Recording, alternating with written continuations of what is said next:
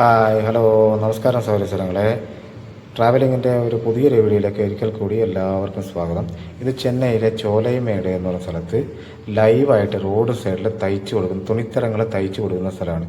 ഇവിടെ എന്ത് സാധനങ്ങൾ കൊണ്ടു കൊടുക്കുന്നത്, നമ്മളിപ്പോൾ ഷർട്ടോ അല്ലെങ്കിൽ പാൻറ്റിൻ്റെ തുണിയോ എന്ത് തുണിത്തരങ്ങൾ കൊണ്ട് കൊടുത്തതിന് അവർ നല്ല വൃത്തിയായിട്ട് തയ്ച്ചു തരും.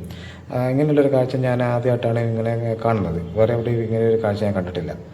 അപ്പോൾ ഇത് ചെന്നൈയിൽ വന്നിട്ട് ഇങ്ങനെ ഒരു വിചിത്രമായ ഒരു കാഴ്ച ഞാൻ ആദ്യമായിട്ടാണ് കാണുന്നത്. ഇപ്പോൾ ഈ കാണുന്നത് ഒരു മലയാളിയാണ്. ഈ മലയാളിയെ ഞാൻ പരിചയപ്പെട്ടു. ഇയാൾ ഒരുപാട് വർഷമായിട്ട് ഇവിടെ കല്യാണം കഴിച്ച് ഇവിടെ സെറ്റിൽഡാണ്.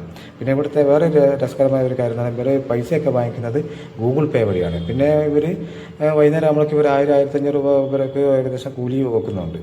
ഇത് നമ്മുടെ നാട്ടിലെങ്ങനെയാണെങ്കിൽ പണ്ടേ തൂക്കിക്കൊണ്ട് പോയിട്ടുണ്ടാവില്ലേ. അപ്പോൾ ചെന്നൈയിൽ എല്ലാ കാര്യങ്ങളും ചെയ്ത് ജീവിക്കാനുള്ള സൗകര്യമുണ്ട്. അതാണ് ഇതിപ്പോൾ നമ്മൾ പോകുന്ന വഴിക്ക് തന്നെ കാണുന്ന ഒരു വലിയൊരു മഹാവിഷ്ണു ക്ഷേത്രമാണിത്.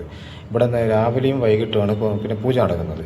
അപ്പോൾ ഞാൻ കുളിക്കൊന്നും ചെയ്യാത്തതുകൊണ്ട് പിന്നെ അതിൻ്റെ ഉള്ളിലോട്ട് കയറിയില്ല. പിന്നെ ഇതിൻ്റെ ഉള്ളിലോട്ട് നമുക്ക് കയറിയിട്ട് അങ്ങനെ ഫോട്ടോ എടുക്കാനോ വീഡിയോ എടുക്കാനുള്ള ഒരു അലൗഡില്ല. അപ്പോൾ ഇവിടെ രാവിലെയും രാത്രിയും പൂജ നടക്കും. പിന്നെ ശനിയും ഞായറൊക്കെയാണ് ഭയങ്കര തിരക്കുണ്ടാകുന്നത് ഈ അമ്പലത്തിൽ. ഇത് നേരത്തെ കണ്ട അമ്പലത്തിൻ്റെ തന്നെ പഴയൊരു ക്ഷേത്രമാണ്. ആ ക്ഷേത്രത്തിൻ്റെ പഴയ ക്ഷേത്രം. അപ്പോൾ ഇവിടെ ശനി ഞായർ ദിവസങ്ങളിൽ ഈ നമ്മുടെ ഈ പിന്നെ ആറ്റുകാൽ പൊങ്കാലയൊക്കെ നടക്കുന്ന പോലെ പായസ പൊങ്കാലയൊക്കെ നടക്കാറുണ്ട്. ശനി ഞായർ ദിവസങ്ങളിലാണ് അത് കൂടുതലായിട്ട് നടന്ന് കണ്ടുവരാറ്. ഇതിപ്പോൾ ഇവിടെ കാണുന്നൊരു മിനി മാർക്കറ്റാണ്. ഇവിടെ മിനി മാർക്കറ്റ് എന്ന് പറഞ്ഞാൽ സാധാരണയായിട്ട് അമ്പലത്തിൻ്റെ സൈഡൊക്കെ ഏതാണ്ട് പൂക്കച്ചവടങ്ങൾ, മാമ്പഴ കച്ചവടങ്ങൾ, അതുപോലെ പച്ചക്കറി കച്ചവടങ്ങൾ, അതുപോലെ പിന്നെ ചെറിയ ചെറിയ ഹോട്ടലുകൾ, അതുപോലെ ഇത് മാത്രമേ ഇവിടെ ഉള്ളൂ.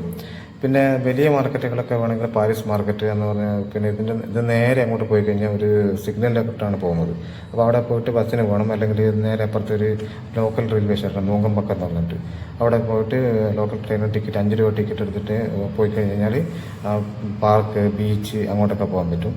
പിന്നെ ഇതിൻ്റെ അടുത്ത് തന്നെയാണ് നമ്മുടെ ഈ ഷൂട്ടിംഗ് ലൊക്കേഷൻ കോടമ്പാക്കം എന്ന് പറയുന്ന സ്ഥലം വരുന്നത് ഇതിൻ്റെ അടുത്ത് തന്നെയാണ്. അപ്പോൾ ഇതുപോലെ പിന്നെ ഈ വീഡിയോ നിങ്ങൾക്ക് ഇഷ്ടപ്പെട്ടെന്ന് ഞാൻ വിചാരിക്കുന്നു. അപ്പോൾ ഇഷ്ടപ്പെട്ട് കഴിഞ്ഞാൽ എല്ലാവരും നമ്മളെ ഒന്ന് സപ്പോർട്ട് ചെയ്യുക, ഒന്ന് സബ്സ്ക്രൈബ് ചെയ്യുക. ഇതുപോലെ വ്യത്യസ്തമായ വീഡിയോ ആയിട്ട് അടുത്ത പ്രാവശ്യം വീണ്ടും പറയാം. എല്ലാവർക്കും നന്ദി, നമസ്കാരം, ബൈ.